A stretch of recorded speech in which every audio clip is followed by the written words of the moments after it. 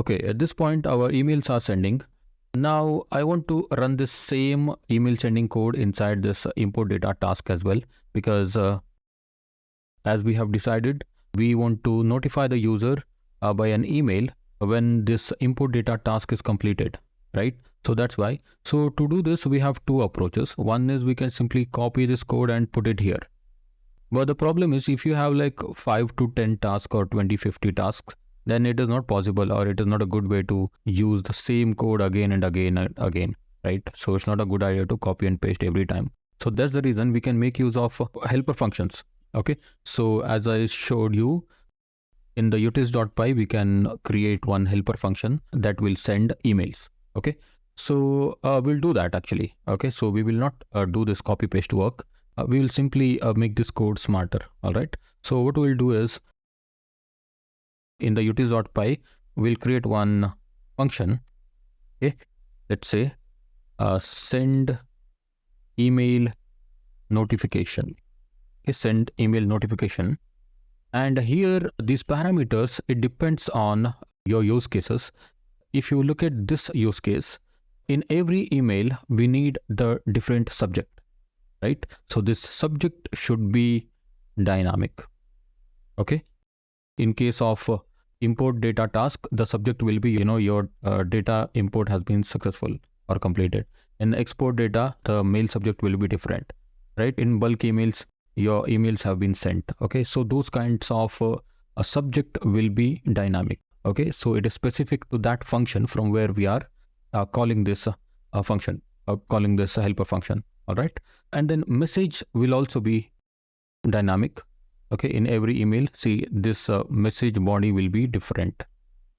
Okay, so that is also dynamic. So that is the reason we are passing mail subject, message, and other things also. From email, we don't want to pass from email because in the settings itself, we are taking this default from email, right? So this default from email, we don't want to send dynamically to this helper functions. Okay, where is it? Yeah, here it is.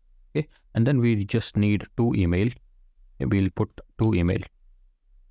Okay, now we are actually creating the helper functions. Okay, so that will take these parameters, subject, message, and to email, then it will send the email. Okay, so first thing, just want to close this. Okay, in order to send the emails, we just want to trigger these things, right? I'll simply copy this, paste it here. Okay, mail is equal to email message, and it is taking a mail subject, message, from email, and to email, right? So mail subject, message, and to emails are coming from these parameters, but from email we are getting a warning because we just want to import it from the settings, right? Simply import settings. Also, we'll just import these two things as well. Okay, email, message, and settings. Just cut this from this task.py and go to utils.py and paste it here. Okay, so we have the access to settings now.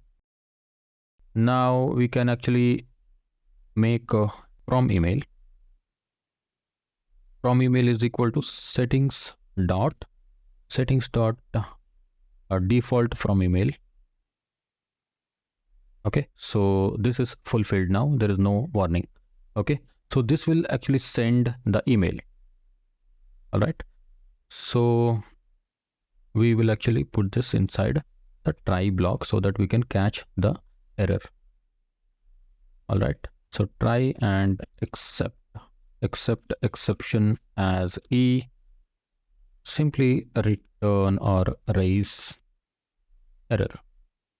Okay, so this is our function. Now whenever we want to send an email in any of the task or any of the views, just call this send email notification function. Okay, with these parameters, that's all. So you don't have to write these things again and again, right? So let me just import this inside task.py. Okay, but don't worry, we are going to remove these things, right? So from .utils import send email notification. Okay, so this send email notification is available inside this task.py, and now whenever we want to send email, we just want to provide mail subject and message and to email. Okay, so I'll delete these two lines. I'll also delete this from email. Okay, just need to import the settings from django.conf import settings. All right, so we have these two variables and we can just send it as an arguments, okay, to this function. Just call this function send email notification and just say mail subject comma message comma to email. Okay, to email. That's all. Okay, so mail subject will be a test subject because this is a test one, right? Message will be test and to email, and then this send email notification function will be called with these arguments and it will trigger an email from this helper function. Okay, all right. Now, next, we want to send the same email or same helper function in this import data task as well. Okay, so here once the try block is passed, then just call this copy and paste. Okay, so in order to properly send the email, we need to provide these arguments. Okay, so let's say mail subject is equal to, this is import data task, right? So the mail subject will be let's say import data completed. Okay, so it just depends on your use cases. Okay, and then your message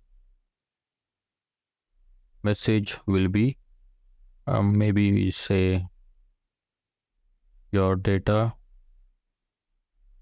import has been successful, and then to email, right? So to email will be a settings dot default to emails, all right? So that's it. Now when this import data is completed, then it will send an email to user to this to email, right?